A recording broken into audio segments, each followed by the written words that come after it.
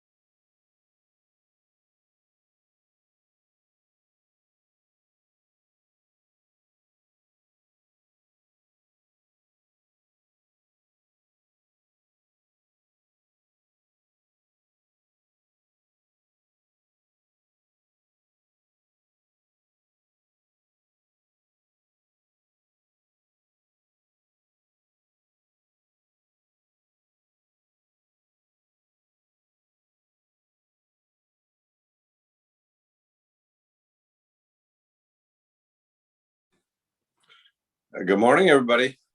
Good morning. Happy Monday. Yeah. Director Burke, do we have all of the staff on the call now? Yes, all staff is present. We can start whenever you're ready. Great. Thank you so much. Well, we will get started. We'll call this meeting to order at 8 a.m. Secretary Atha, if you could do a roll call. Yes, Chair Watts, Here. Board Member Walsh. I think you're muted, Board Member Walsh. Here. Board Member Wright. Here. Great, thank you. And just as a reminder to all the committee members to mute our phones, microphones when we're not speaking. So we will now take public comments on item number 2, public comment. If you wish to make a comment via Zoom, please raise your hand. If you are dialing in via telephone, please dial *9 to raise your hand. Secretary Atha, do we have any live or email or voicemail public comments? We have no public comments. Great. So we will move to item 3.1. Director Burke, if you could introduce the item. Sure, thank you, Chair Watts and members of the subcommittee. Our item 3.1 is our water and wastewater demand fee study review and request for recommendation. And Deputy Director in Water Administration, Kimberly Zanino, will be leading off the presentation. Good morning, Chair Watts and members of the committee. Today, we are going to be going through the water and wastewater demand fee study. You did receive a copy of that. It was posted with the agenda for your review pretty early last week, actually. Our consultant, Mr. Reed, will be running the presentation, and I am going to hand it over to him now.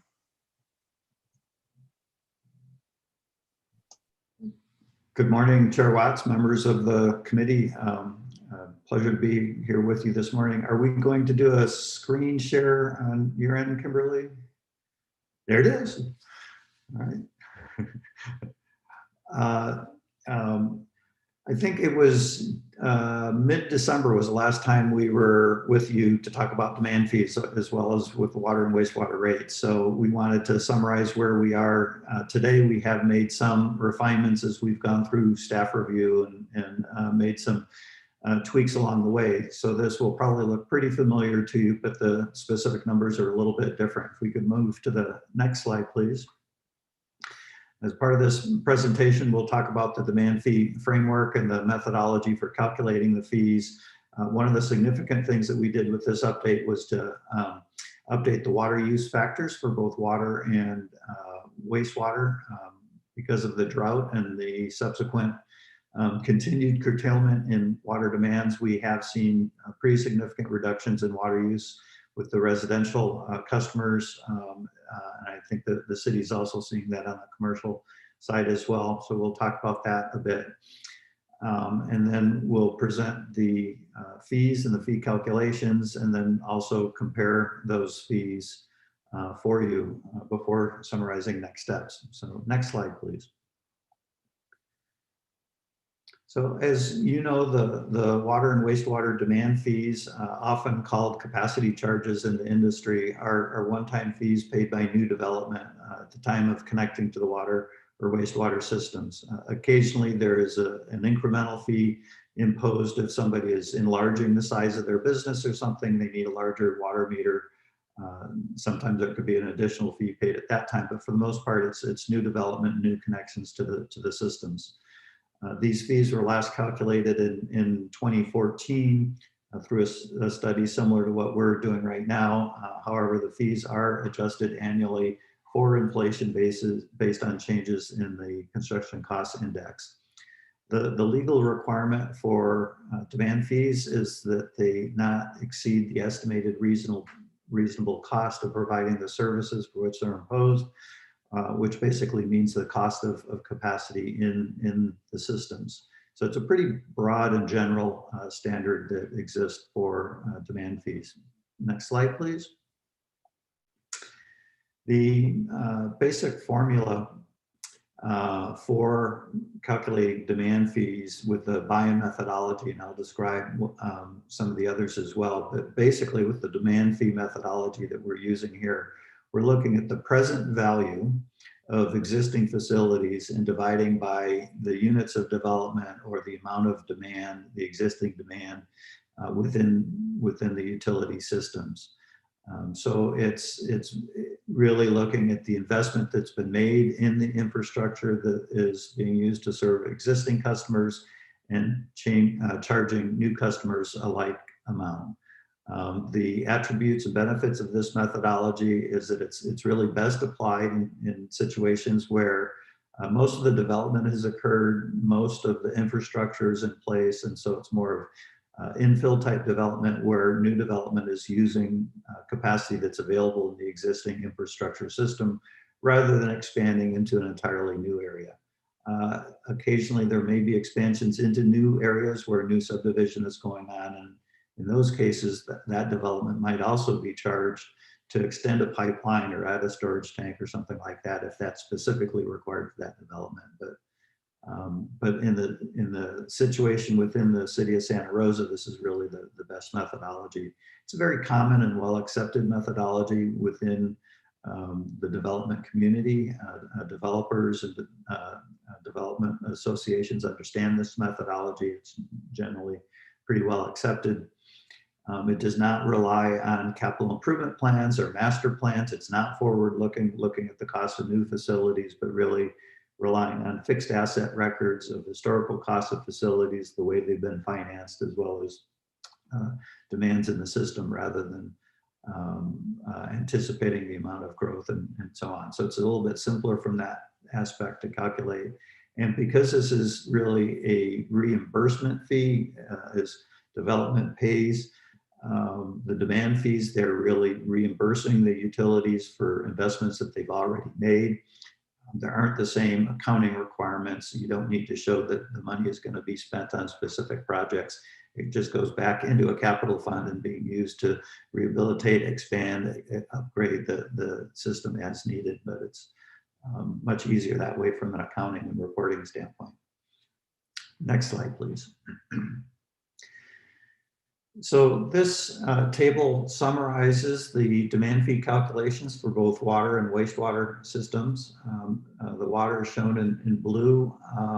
The wastewater, we were looking both at the local collection system within Santa Rosa, as well as the regional reuse system that provides treatment and disposal for not only the city, but some of the neighboring communities as well, as you know. The top part of this table summarizes the fixed asset valuation. What we do is we look at the fixed asset records from the city's accounting system on an item by item basis. We look at the book value and the original cost as well as book value. But what we do is we take that original cost, we escalate it up to a current dollar value based on inflation and the age of that facility, and then we depreciate that back down. So it reflects what we call this a replacement cost less depreciation. So it's not the historical value, but a replacement cost value, but it is depreciated. So one of those brings the value up, and the other one brings it down.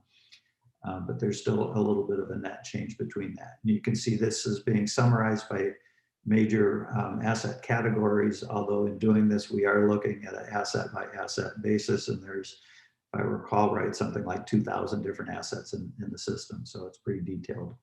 We then make some adjustments to that valuation. We recognize that much of the systems, particularly the regional reuse system, has been financed through debt obligations. And so we add in the present value of past debt issuance costs as well as interest costs. Those are part of the cost of acquiring the asset, so we add those in. And then to the extent that there is outstanding principal on that debt, we subtract that out. It reflects the fact that you haven't yet paid for the entire asset yet. You're still paying off the debt, and ratepayers are paying that debt as well. And then to the extent that money has been earmarked for capital projects in your different funds and reserves, we add that in. That dollar in the bank is worth, what it would be as a pipe in the ground if it's been earmarked and dedicated for capital purposes. So we don't add in the operating reserve, for example. So we add all of these up to come up with the total value of the system on this buying valuation methodology. We then divide by the current system demands, and those are shown here on the basis of, in terms of a million gallons a day, and then we express that in terms of 1,000 gallons per day as well as 1,000 gallons per month. And it's really the 1,000 gallon per month number that is used for calculating the demand fees. So you can see at the bottom of this table, increases in the fee amounts for both water and wastewater. However, these are offset by the reductions in the demand for different types of development that we're seeing. So this isn't the amount of the fee that's being changed here, but really reflects that component on the valuation alone. We go to the next slide, please.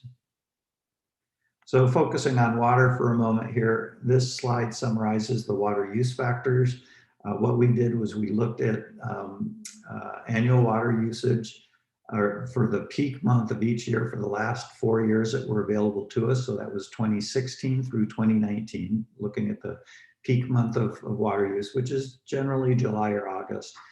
And then for the different types of residential customers, the amount of water that's used on an average basis for each of those. So for single family homes, we look at very large lots, medium to large lots and then small lots. Those very large lots are an acre or larger. The medium or large lots are 6,000 feet up to an acre, and the small lots are under 6,000 square feet. We also broke out as a separate category this time, duplex and triplex units. And then for larger apartment or condominium complexes, those with 4 dwelling units or more, we look both with and without irrigation because typically they have a separate irrigation, but not always. There are some exceptions. So these are slightly different categories, but more refined and a better estimator of water use for the different types. We also looked at the larger accessory dwelling units, ADUs, senior resident occupancy type housing, senior housing. And the city is also looking at having some sort of a small, high-density apartment units that might be very small. And so we looked at that as a category. And we lumped all of those kind of into a single group because we believe they have similar use characteristics. For the non-residential accounts, these fees are charged on a per 1,000 gallon per month basis. So for each proposed project, there is an estimate of what their water use or wastewater flow will be, and then it's charged based on how many 1,000 gallons per month that demand would be. And so this is just representing that 1,000 gallon per month in either gallon per day or in that gallon per day term. As I said, these for the residential customers, which is based on the residential types of dwelling, we saw use reductions. Generally, it varied for the different types of residential, but generally in the range of 20 to 40% reduction in the peak water use relative to the last rate study, or fee study. So pretty significant reduction. Go to the next slide, please. This summarizes the current proposed water demand fees for the different types of residential development, as well as the non-residential at the bottom. And you can see fee reductions for most of the residential categories. There are a couple of exceptions where they go up somewhat, but many of these are going down. Actually, they're all going, many of them going up a bit, a few of them going down. Different when we look at the combined fee. And I think that is a better summary. We'll see that in a couple of slides. But again, for the residential, it's based on the type of residential, the size and type of residential development, and then the individual calculation for the non-residential. Looking at the wastewater now on the next slide.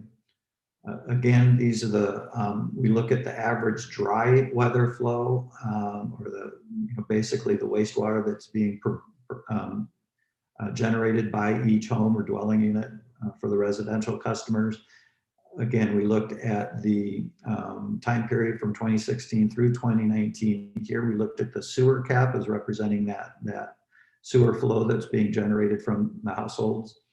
And you can see the flow rates here in both in gallons per day as well as 1,000 gallons per month. And again, here we saw significant reductions across the residential customers, generally in the 25 to 40% use reduction range as we updated this. And then in the next slide, you can see the fee amounts. And this is the one I was thinking of. This is one where on the wastewater side, all of the residential customers will see some sort of a reduction in the demand fee amounts. And even though you can see the commercial fee is increasing on this slide, it is offset by, as we're looking at estimated flows being generated from commercial development, those are probably also going down. They're looking at adjustments to the usage factors for calculating those based on recent history. So many of those customers will likely see reductions in demand. The next slide summarizes the combined water and wastewater fees. They're both current and proposed. So it just adds the water and wastewater together. And here it shows the dollar change as well as the percentage change in the fee amounts. And you can see across the board we have reductions in the residential fees. Again, it'll depend on the specific characteristics for the non-residential. That would be determined on a case-by-case basis. And if we move to the next slide, once we calculated the fees, we also looked at it, and this is new information. We didn't have this last time. I think it was requested. We looked at some of the neighboring communities and what they charge for similar fees for water and wastewater service.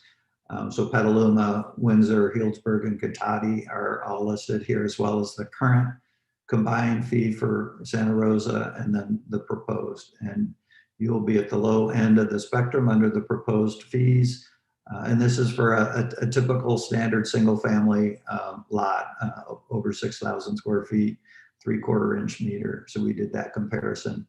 The conspicuously absent neighboring city is Roanoke Park, and we tried to look at theirs. Their fee structure is very complicated. They have different parts of town are charged different fee amounts, and they have all sorts of different factors going into it, as well as other facilities sort of all lumped together. So we couldn't really extract that out to provide a comparison for that. But you can see the other cities up and down the valley that you can compare with Santa Rosa. So on the next slide, I think I'm going to turn it back over to Kimberly to talk about some of the outreach activities that have been going on and looking at next steps as we move forward with these fees. So we just wanted to give you an update on the outreach that we've been doing to the development community. We have lists of contractors and developers that we reach out to every year when we do that annual inflation, and also that planning and economic development use for all of their outreach as well. So we've combined all those lists. We have created an FAQ for these fees so that we're answering those questions about why pieces are going up, but overall why pieces are going down as well. We have the current website updated with all of that information. After this, now that we have posted the report, we'll also post the draft report to that. We have given the FAQs to the internal departments. And then we have also sent a letter to each one of those contractors and developers that do business in the city with a copy of those FAQs, as well as emailing directly the several associations around the city that work with the contractors, developers, and engineers. We have offered to come to any of their meetings if they would like us to, and do presentations for their groups. And so I'm just waiting to hear back to see if any of them are interested in that offer. Next is just the timeline for the request to adopt the new demand fee schedule and the report. We have been with you already, sorry, on December 15th of 2020, we brought this to you. We were also in front of you on January 19th as we worked through the report and doing the finalizing of all of the numbers. Today, we are asking you to consider recommendation to the full Board of Public Utilities. We will be in study session on May 6th. And then we will be asking for BPU to make a recommendation to the City Council on May 20th. And then we are still confirming, unfortunately right now we're also in budget process for the city. So dates are kind of moving and shifting based on that. And so we are still working on what dates exactly we will be in front of the City Council. But then the next plan will be a study session at City Council, and then the considerations for them to adopt the new fee schedule. And with that, it is recommended by Santa Rosa Water staff and consultants that the Board of Public Utilities Budget Subcommittee recommend the proposed water and wastewater demand fee update and proposed demand fee schedule to the Board of Public Utilities.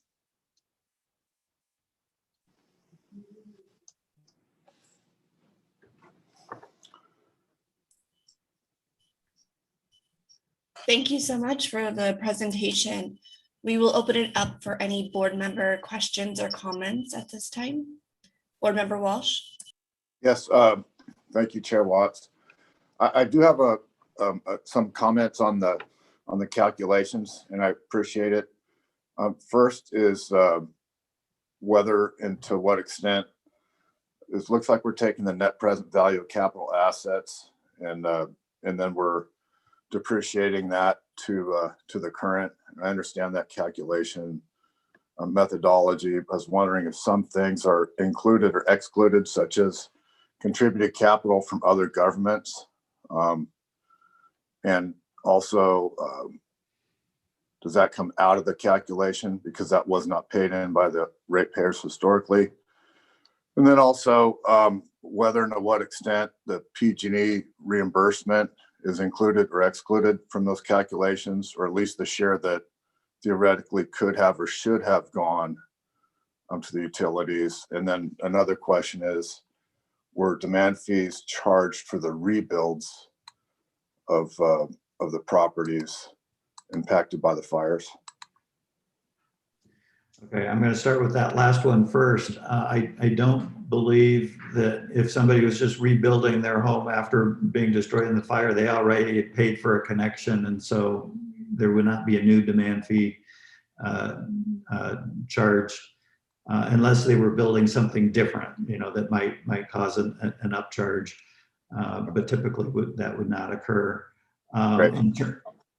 In terms of the fixed asset valuation, we were looking at all the major asset categories. We generally exclude some categories, like a category for meters, because everybody is paying for their own meter basically, and things like that.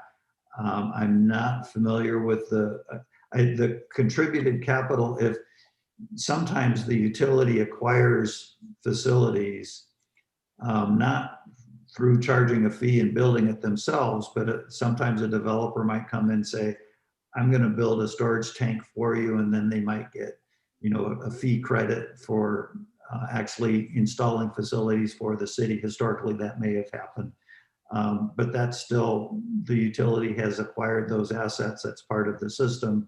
So the value of that would be in the fixed asset records, or should be, and we would include that.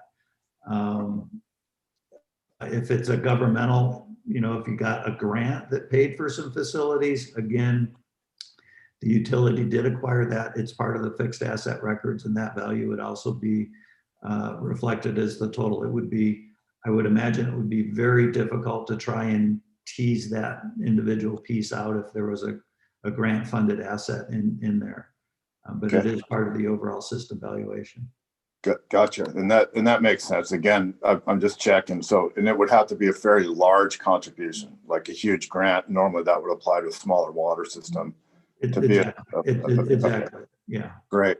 And then I'm unfamiliar with this is my first time through any of this. So hope you can be patient there. There's average dry water flow for wastewater fee calculation. Can you help me out with how that's different between dry and wet? And Sure. My head's spun.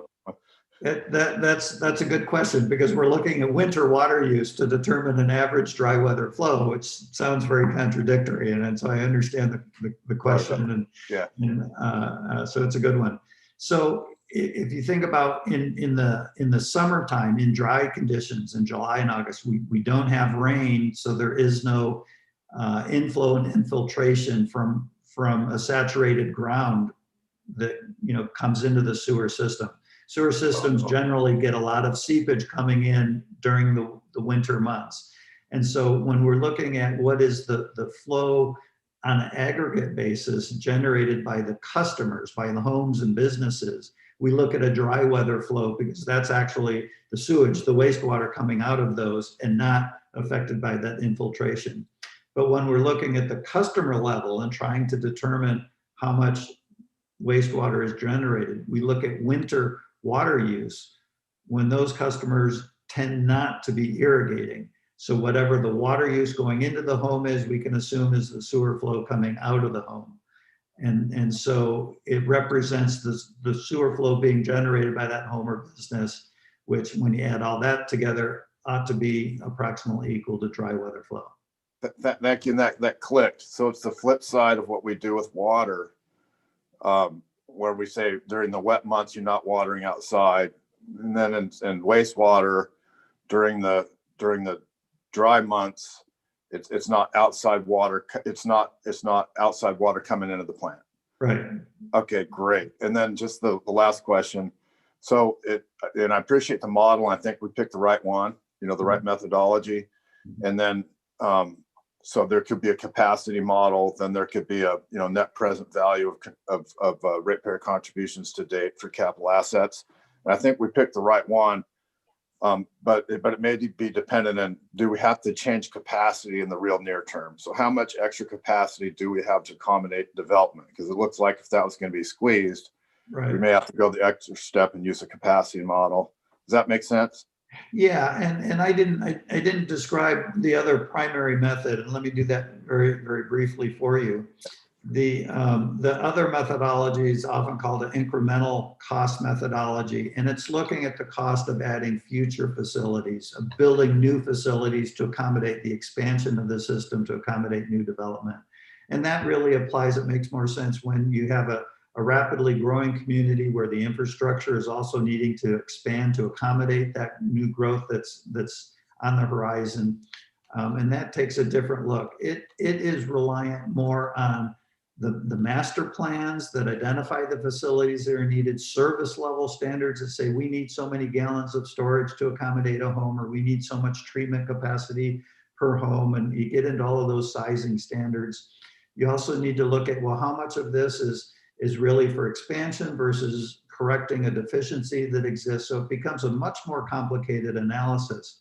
When we look at your master plans now and where you are in terms of the development of the city, most of the capital expenditures at this point are rehabilitating the system because of aging infrastructure, or upgrading to a new for example, a treatment standard. You're moving to UV treatment and on wastewater, which is a change in the standard and not so much expansion requirement. And so, from that perspective, this buying methodology is a much more appropriate approach for the city at this time. Gotcha. And then so capacity squeeze in the short term, or within the term that we would normally apply a rate study, it's not going to be an issue. Is that okay? No. And the main reason for that, well, I think there's two reasons. One is where you are in terms of growth and development of the city. You're getting some, but not huge amounts. But also the demand per connection has come down because people are using less water now. That's freeing up existing capacity, and so you're able to accommodate additional homes because of that freed up capacity. Well, that's fantastic. Thank you very much. I appreciate your explanation of this and walking us through it. I think you picked the right method and your description makes sense. So thank you very much. Thank you. And I'll add a couple things, which are that we did not do any sort of consideration for the PG&E funds for this study. Especially when we started, we didn't even know how much the PG&E settlement would be. It's still very unclear if water will receive any of that funding. What is included, however, is the investment we made in the infrastructure for the recovery from the fires. Okay. So those projects were fully funded by water. We will be receiving funding back from FEMA, as we're slowly getting, you heard we've gotten about half of it so far. But all of that and the improvements to those assets do get included into the demand fee that we're doing now. And then in addition, in the rebuild area, really the only demand fees that we collected would have been for ADUs that were larger than 750 square feet. Unless any of them were built before that rule came into place. So there were several properties that chose to add ADUs, accessory dwelling units, to their properties. And those were really the only demand fees that were paid because they were an expansion of the existing use on site. But the rest of them, once you make a connection to the system and you've paid for that connection to the system, you do not pay an additional demand fee to rebuild or restructure, as long as you're not going to bring more capacity needs to the system. Gotcha. Well, and I really appreciate that. And thanks too for going after that FEMA money. I think the first step is to get the outside resources to come in and help make us whole as a community. And we've done that through multiple players as we could. So thanks very much. It is a significantly large process to go after that money with FEMA. But we're getting there slowly. I could imagine, and appreciate your walking me through this as a newer member. Thanks very much. That's all the questions that I have, Chair Watts. Thank you, Board Member Walsh. Board Member Wright. Mark, I just want to point out, 15 years ago when I was on the staff, we were looking at charts that showed that our dry weather wastewater flow was going to be 24 million gallons a day by now, and our water usage was going to be much more. And due to, conservation, water use efficiency, and tightening up our system, we pretty much are, at least from the plant standpoint, our dry weather flow is the same as it was 15 years ago or 20 years ago. So we have all sorts of capacity in our system. And just for example, our digesters at the plant, I think we have 5 of them out there. And I think we only use 2 or 3 of them. And that allowed us to do add on all the grease and oils to come into the digester to make additional power, just because they were sitting there unused. So, and at least in my view, capacity isn't going to be an issue for Santa Rosa for quite some time. And I really appreciate that comment, because it points to, you know, some of the work that we do that others may not understand. We have to do the conservation work. And I think the answer is yes, and it really, really helps out. Years ago, I was auditing sanitation functions and a plant operator, which you might be familiar with. I wanted to know where the fine bubble diffuser was, and he told me to put on scuba gear. But I think that I had to look at it to check it off my list. It evidently I saw the bubbles and said that was good enough for me. But some of these assets go on a long time, and it's the lifespan of the assets. And sometimes those estimates change too, based on capacity. But I think doing conservation and maintenance work on our assets in the long run, even though the annual maintenance is expensive, I think it serves us well. And these kind of studies prove it. Thank you, Board Member Wright. Was that all your comments and questions? Okay, thank you. Thank you for all of your questions and clarifications. My only question was, I know you said the last time this was updated was 2014. Do we have any sort of legal requirements of when the demand fees have to be updated and how often? I don't think there is a legal requirement. Our recommendation is that they be reviewed and updated every 3 to 5 years, depending on the changes that are going on. And I think the city is pretty much followed that recommendation. To do the annual adjustments for inflation just kind of keeps it from drifting too far. It keeps it in line with changes in costs, but over a longer period of time, it can be more problematic. I've got one client right now that let theirs go for about 15 years, and the divergence over time, because so many different things changing, has been pretty dramatic. So I think the city's current practice, I know we're about a year behind schedule, but you know, lots going on in recent years for y'all, is right on line with where you should be with it. Great, thank you. And I'm glad to see that we're able to lower these rates, and hopefully that'll encourage more much needed housing and development in our community. Although as we've stated, it's been a little slower than I think we would like, but really appreciate all the work on this. And if that is the end of that, I will open this up for public comment. If you wish to make a comment via Zoom, please raise your hand. If you're dialing in via telephone, please dial *9 to raise your hand. Secretary Atha, do we have any live or pre-recorded email or voicemail public comments? We have no public comments. Great. With that, I will entertain a motion to move this recommendation. I move that we take the demand fee update to the BPU at the next possible session. I will second that motion. Thank you. Motioned by Board Member Wright, seconded by Board Member Walsh. Secretary Atha, could we have a roll call, or not sure what, a roll call, yeah, vote on this? Yes, Chair Watts, Aye. Board Member Walsh, Aye. Board Member Wright. Aye. With that, it is unanimous for this recommendation. And I believe that concludes our meeting today. So we will bring this to the next BPU session and follow the schedule. Thank you so much for your all of your time and work on this, and we will adjourn the meeting. Thank you, Chair Watts. Thank you. Bye-bye, everyone. Bye, folks.